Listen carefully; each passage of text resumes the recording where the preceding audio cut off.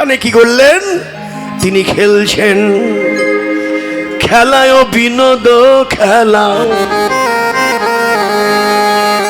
বিনোদ মানে সুন্দর, বিনোদ মানে অভিনব।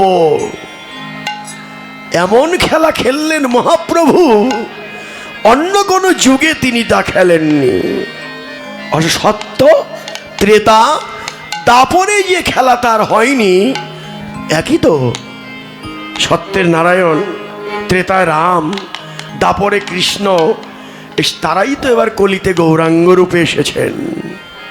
যুগ অবতার তারা, প্রতি যুগে যুগে তারা এসেছেন। কেন এসেছেন? ভগবান আবার যুগে যুগে আসেন কেন? দেখেন, কথায় কথা বাড়ে। একটি আলোচনা আসলে আর একটা আলোচনা এসে যায়। যে ভগবান যুগে যুগেই আসেন, এটা ভগবান নিজে বলেছেন। কেন আসেন তাও তিনি বলেছেন। গীতা যারা পড়েন, হ্যাঁ, গীতার মধুময়, আমি জানি আপনারা অনেকেই গীতার সঙ্গে সম্যক জ্ঞান আছে আপনাদের। আপনারা গীতা যজ্ঞ করেন, আপনারা গীতা সম্মেলন হয়, গীতা পাঠ হয়, স্কুল হয়, এখানে আপনাদের অনেক গীতা জ্ঞান আছে।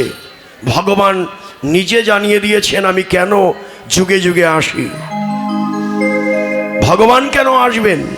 এ প্রশ্নটা সম্রাট আকবরের প্রশ্ন ছিল। সম্রাট আকবর, যে আকবরের আমল, ইতিহাস যারা জানেন, নবাবের আকবরের আমল ছিল ভারতবর্ষ। আকবর সম্রাট, আর তার মন্ত্রী ছিলেন বীরবল, হিন্দু মন্ত্রী, আর রাজা হলো সম্রাট আকবর নিজে। প্রশ্ন করলেন, সবিনয়ে প্রশ্ন। কি অনেক প্রশ্ন আছে না, সত্যিকারের জানবার আগ্রহ।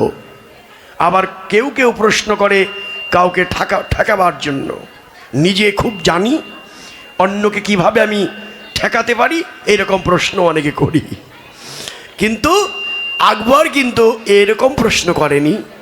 তিনি বীরবলকে বললেন, বীরবল, এই দেখো, আমার ইসলাম ধর্মে আল্লাহ কখনো নিজে আসেন না।